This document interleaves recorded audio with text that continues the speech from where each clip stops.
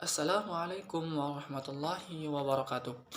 Perkenalkan, nama saya Khairul Azmi. Saya dari Fakultas Humaniora Prodi Sastra Inggris. Di video ini saya akan menyampaikan hasil resum saya di hari pertama PBAK Universitas. Materi pertama yang disampaikan oleh Wakil Rektor 1 UIN Malang, Dr. Haji Muhammad Zainuddin, yang berisi tentang kampus dan perkuliahan tahun ini. UIN Maulana Malik Ibrahim Malang terdiri dari 7 fakultas, ada psikologi, humaniora, syariah, ekonomi, saintek, dan tarbiyah. Kini UIN Maliki sedang berada di tahap pengakuan internasional, reputasi internasional.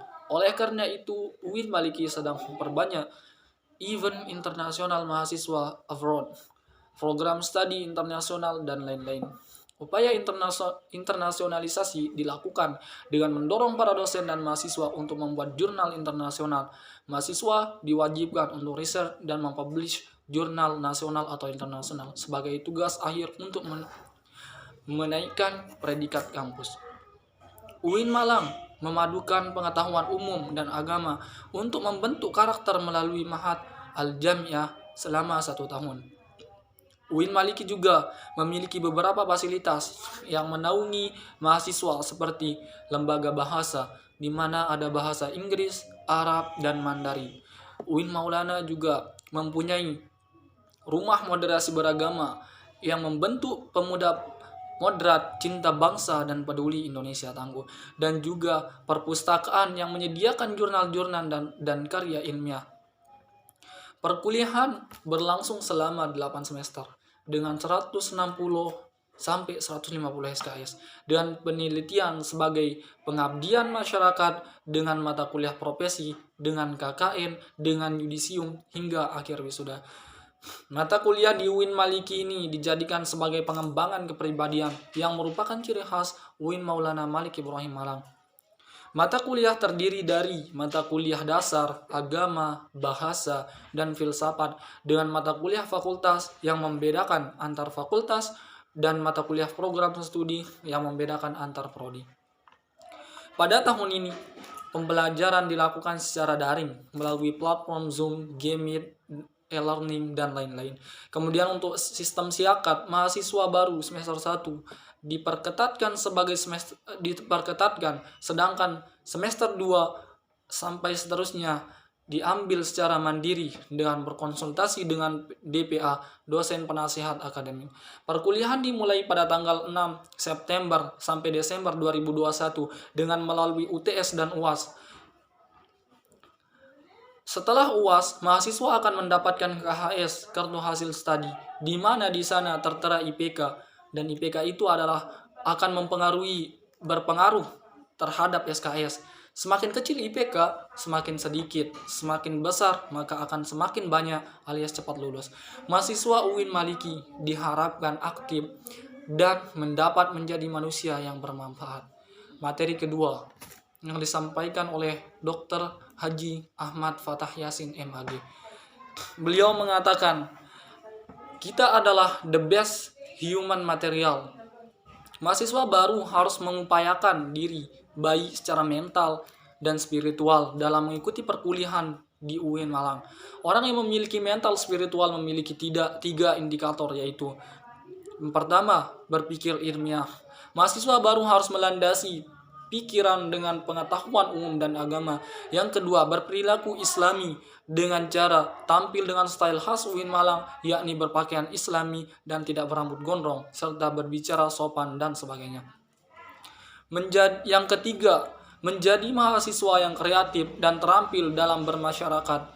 Beliau juga mengatakan, lulusan UIN Malang tidak hanya sekedar menjadi ustadz atau ahli agama, tetapi juga bisa menjadi lainnya. Kita harus bangga menjadi mahasiswa UIN, karena di universitas ini kita tidak hanya diajarkan ilmu pengetahuan, namun kita juga diajarkan ilmu agama.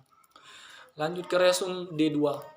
Materi pertama mengenai DEMA, Dewan Eksekutif Mahasiswa, yang diketuai oleh Farhan Adi Murosadi, jurusan Farmasi, dan diwakili oleh Ahmad Pawayid, jurusan Psikologi. Dema merupakan organisasi intrakampus atau biasa disebut dengan OMIK, organisasi mahasiswa intrakampus, yang merupakan lembaga eksekutif mahasiswa di level universitas.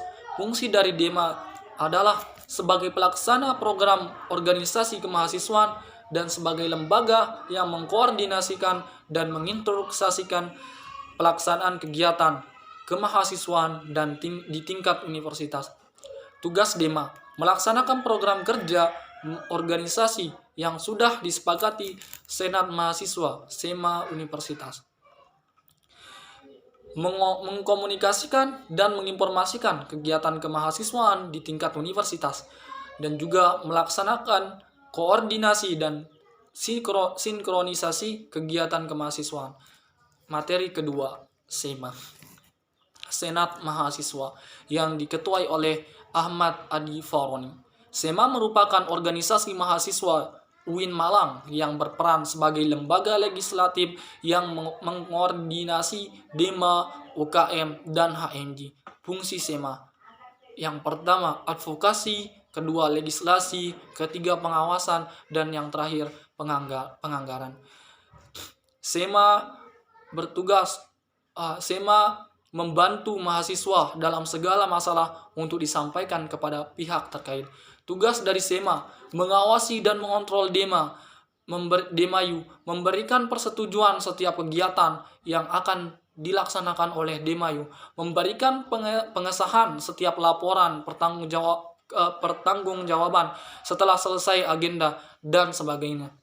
Memfasilitasi aspirasi mahasiswa UIN Malang yang menyalurkan kepada pihak-pihak yang bersangkutan, mengawasi setiap kebijakan dan keputusan yang diambil oleh Demayu, merancang dan menetapkan peraturan organisasi di UIN Malang, mengesahkan peraturan Demayu, menjadi mitra Demayu dalam melaksanakan kebijakan organisasi kemahasiswaan. Wewenang SEMA: SEMA berwenang membentuk undang-undang yang dibahas dengan Presiden mahasiswa untuk mendapatkan persetujuan bersama, menampung dan mempertimbangkan segala aspirasi mahasiswa, memberikan mandat untuk pelaksanaan pemilu, mengawasi pelaksanaan hasil-hasil sidang di Semayu, mengawasi pelaksanaan program kerja dan kebijakan Demayu, turut andil dalam mengkaji permasalahan yang timbul di dalam negara dan di tingkat universitas, dan yang terakhir, menerima dan membahas PO yang berkaitan dengan bidang tertentu dan mengikut sertakan dalam pembahasan. Materi ketiga, UKM. UKM adalah wadah untuk memenuhi bakat mahasiswa. UKM sendiri terdiri dari 15 unit. Yang pertama, UKM Menwa, organisasi bersejarah pembentuk Jenderal Ahmad Nasution 1959 di Jabar dengan semboyan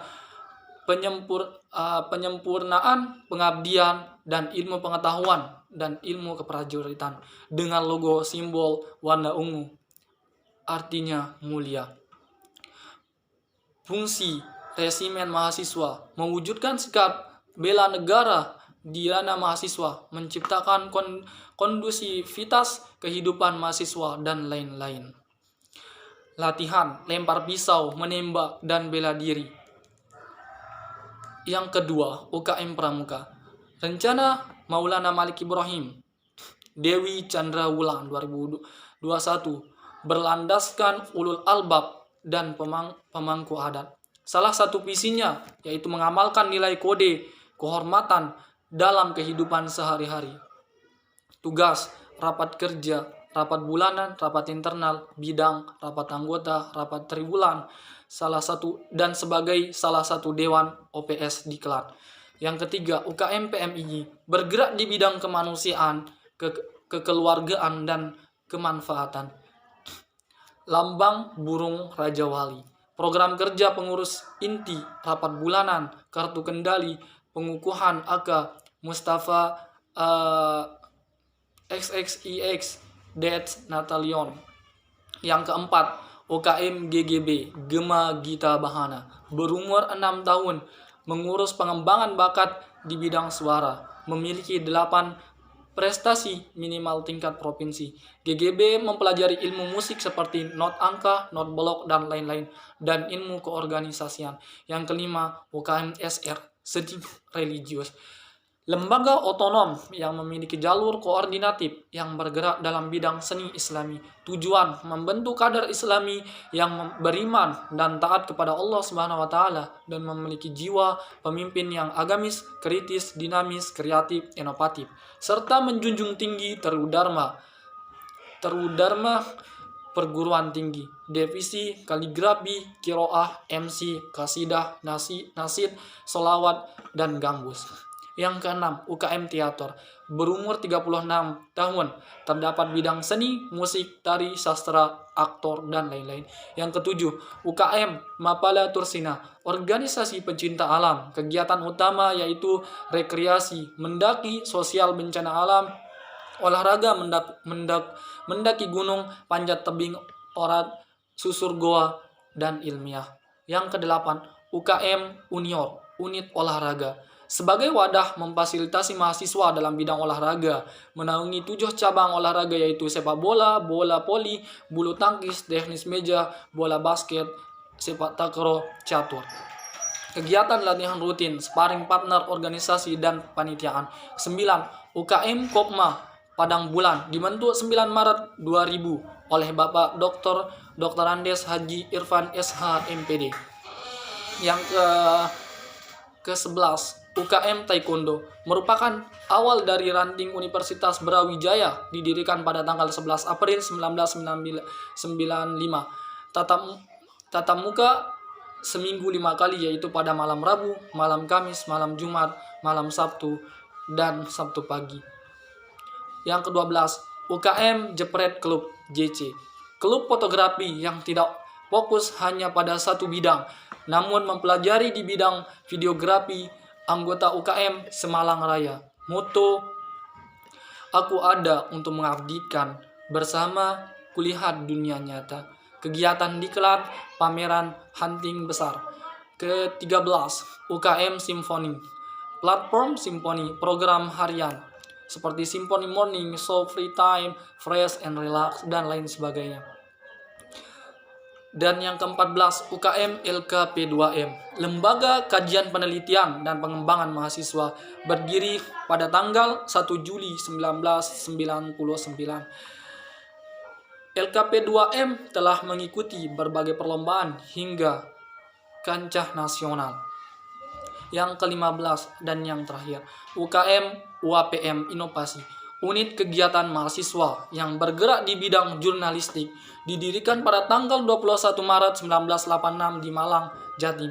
Visi: memihak kesadaran nurani, psikologis, memihak kesadaran nurani.